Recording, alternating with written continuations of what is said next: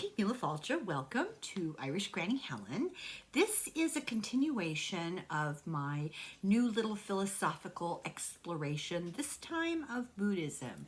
We exhausted the Stoics, and so now we're going to see what we can do to Buddhist belief, with Buddhist belief.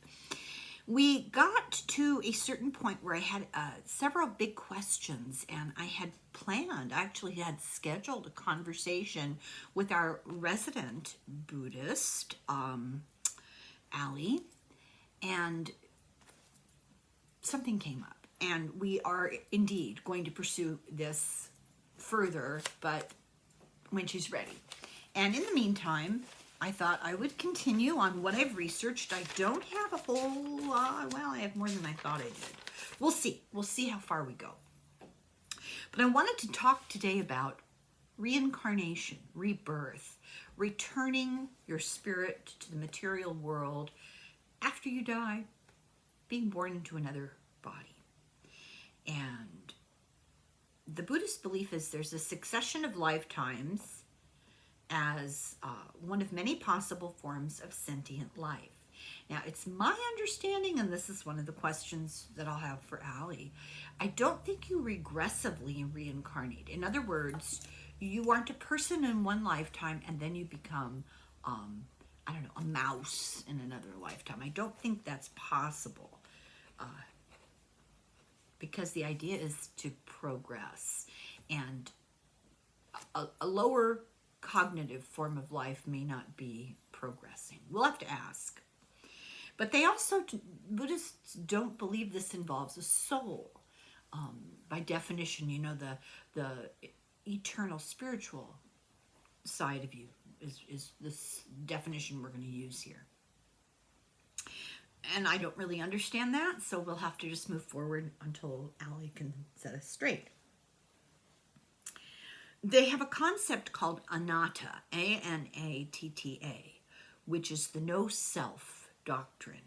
It rejects the concept of the permanent self. It rejects the concept of unchanging eternal souls that exist in other religions.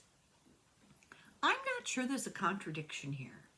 If you look at the Hermetic principles, they teach that we are given a sense of individuality in our material incarnation, and that the eventual goal is to achieve perfection and go back to the source. We're part of the source. We're here to collect knowledge and experience. We will return to the source. So as an incarnated human being, we have a sense of individuality. We have an ego. And in Buddhism, they don't believe that that's permanent. They believe that you need to separate from ego and that you don't have a soul that's like ongoing in every lifetime. Now, there's some contradictions there with kind of New Age Western belief. You carry that past life with you. You may carry the karma, which is the good and the bad. We need to achieve the balance, and the closest thing that helps me to understand the concept as, a recovering Catholic is the concept of sin and the concept of grace. I think of karma somewhat like that. I know that's not exactly, but incurring negative karma is committing sins. You're burdening your spiritual self with things that will need to be undone. They're heavy, they're material, and they are conscious acts against enlightenment. And you want to bring that balance back into balance.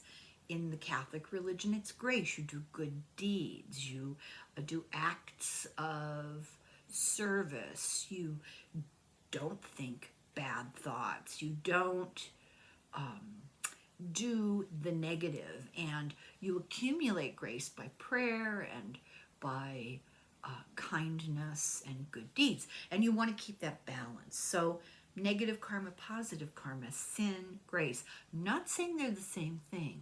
I'm just saying there are parallels there that help me to kind of understand.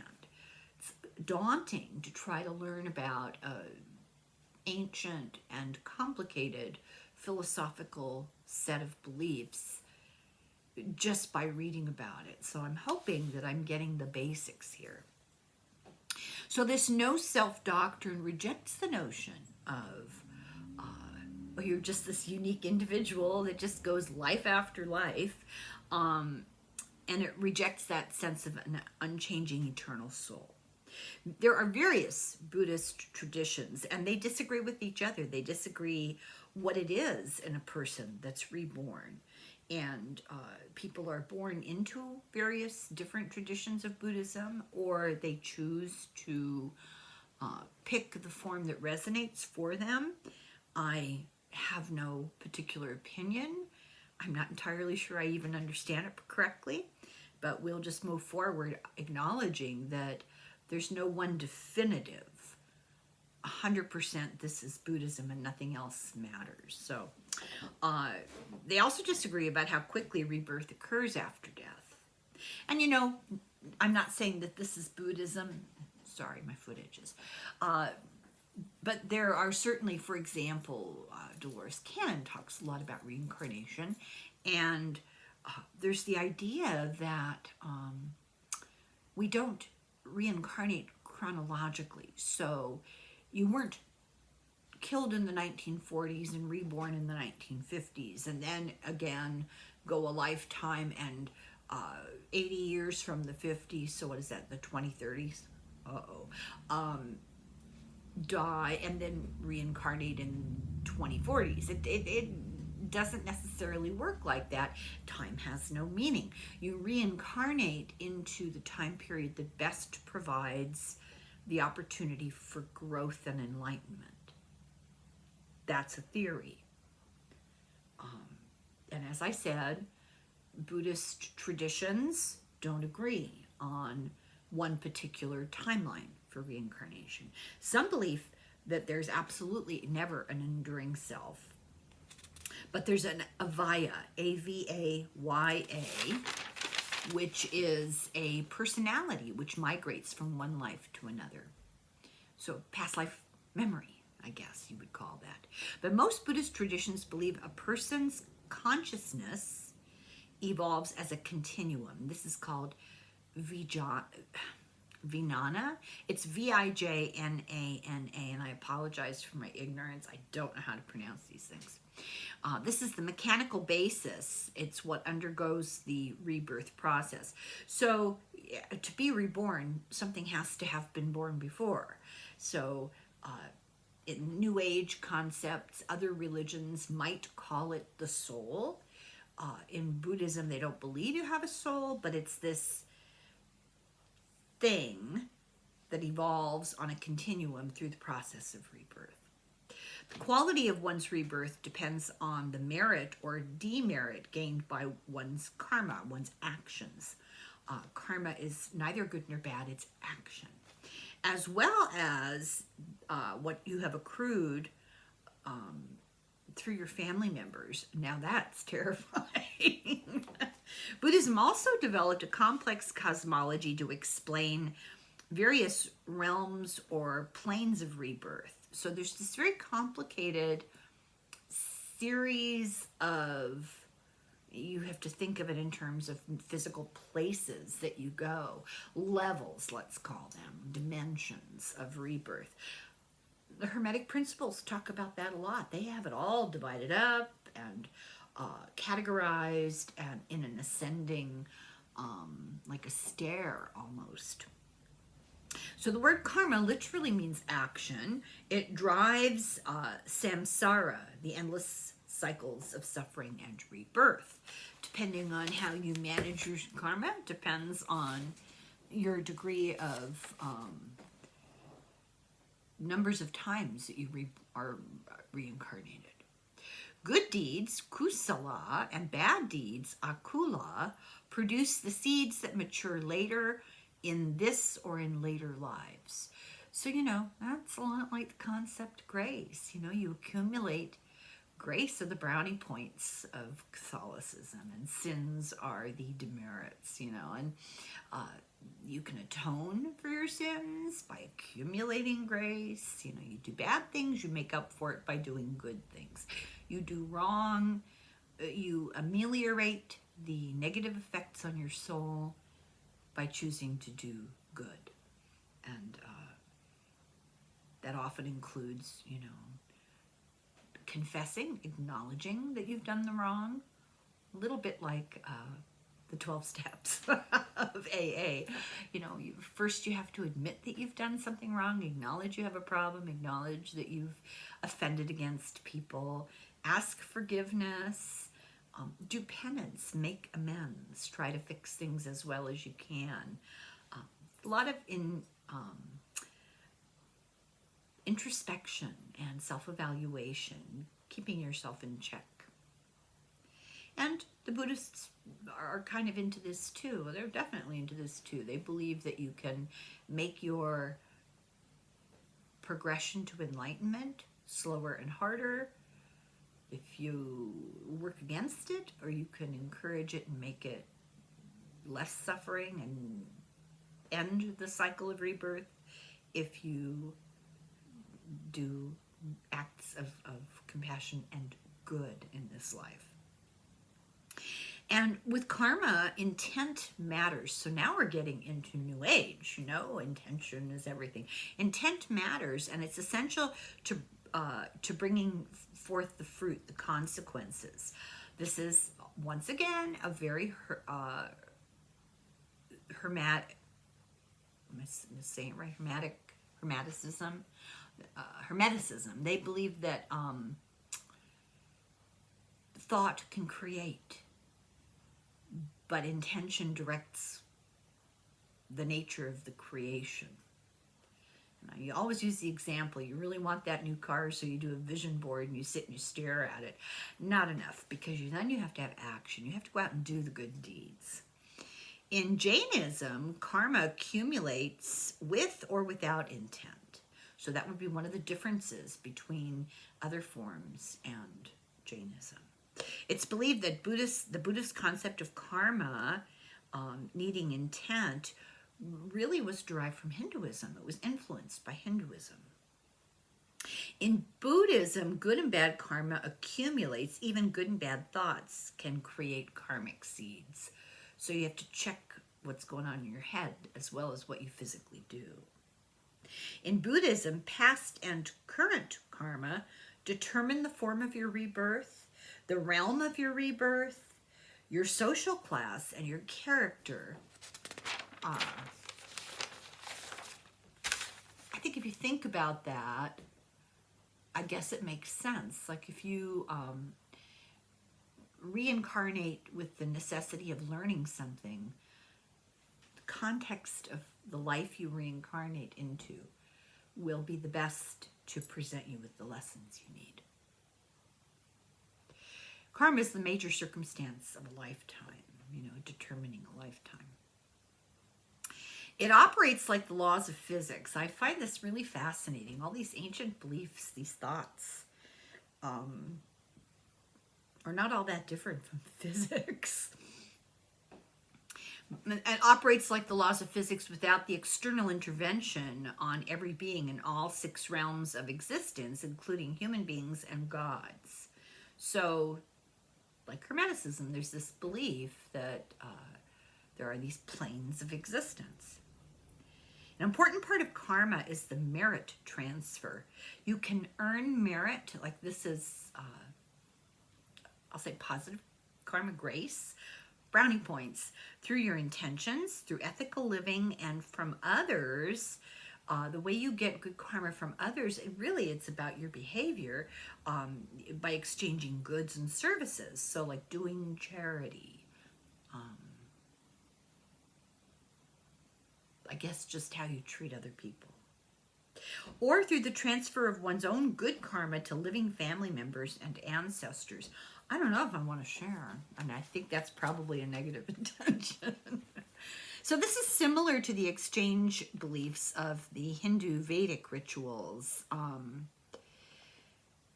Oh, and I wrote, they commented in this research thing that it's a quid pro quo, that rituals are done with the intention of getting the benefit of doing them. But this idea of merit transfer is actually controversial. And this whole controversy began in ancient times, and it may have been adopted into Buddhism in ancient times, but it's a thing now in a lot of Buddhist thought. However, it's not accepted in Jainism, and it's not accepted in Hinduism, and it's still controversial in various forms of Buddhism. So let's see here. Okay, talk a little bit about liberation. The goal of Buddhist life, the goal of reincarnation, is liberation from it. Salvation by attaining nirvana. And nirvana, not just a musical group, it's the ending of the cycle of rebirth. You don't want to keep doing this, it's hard. And in Buddhism, you attain nirvana. Nirvana is not like a place, like I'm going to nirvana next week. It's not a place. It's a state of being that breaks you out of the cycle of rebirth. There's a debate about the path, which is how do you get there? How do you achieve nirvana? How do you liberate yourself from the cycle of rebirth? Through right knowledge and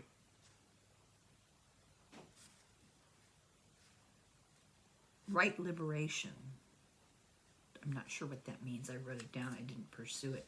But the word nirvana means blowing out, in the sense of quenching, like extinguishing. And it is literally regarded as becoming extinguished. It's a state of self-restraint, self-control, and it ends the cycles of suffering associated with rebirth and death. Some forms of Buddhism describe nirvana as emptiness, nothingness. There is no soul, there is no self, and nirvana is wishlessness. It's not even wanting nirvana.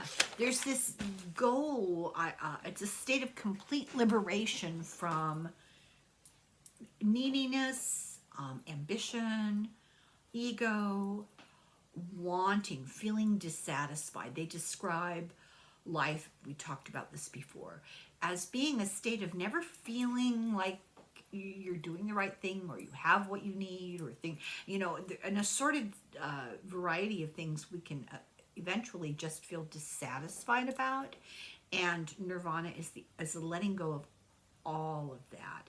It's a liberation, it's enlightenment, it's the highest happiness, it's bliss, fearlessness, and freedom.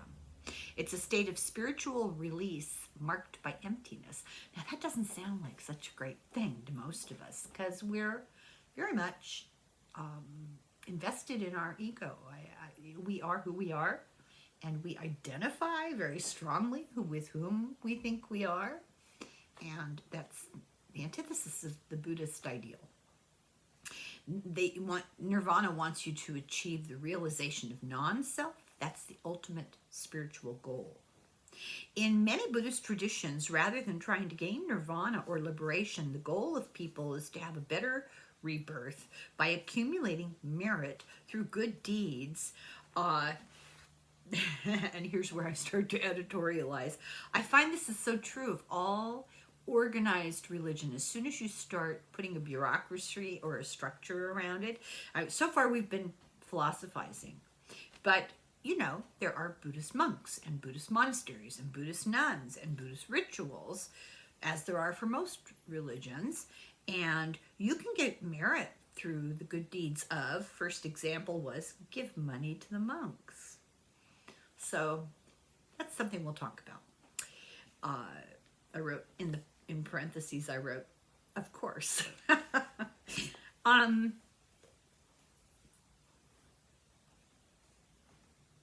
Okay, all aspects of life are linked, and they give rise to each other, and they're not really from God, they're from the conditions of life across lifetimes. So I think my understanding of that is this example. You see somebody who just has a hard life, you know, people die, they lose jobs, they have sicknesses, just seems like a hard luck, you know. And there are religious people who would say, well, you know, why is God testing that person? Why is God punishing that person?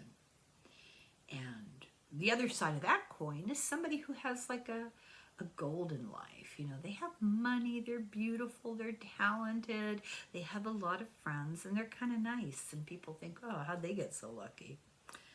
And in either case, Buddhism would say, this is not from God. They're not being punished. They're not being rewarded. This is the accumulation of past lives. The life you have today reflects your former incarnations.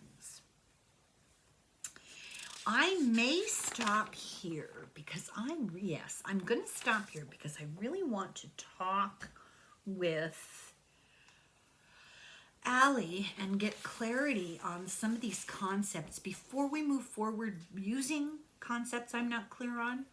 And 21 minutes is pretty good. So I'll end that here, and I hope this has been interesting. My goal these days is to explore various schools of thought and compare them one to the other and look for commonality. And so far, do unto others. Okay, thank you very much for watching. I really appreciate it. Slán go fóill. Slán.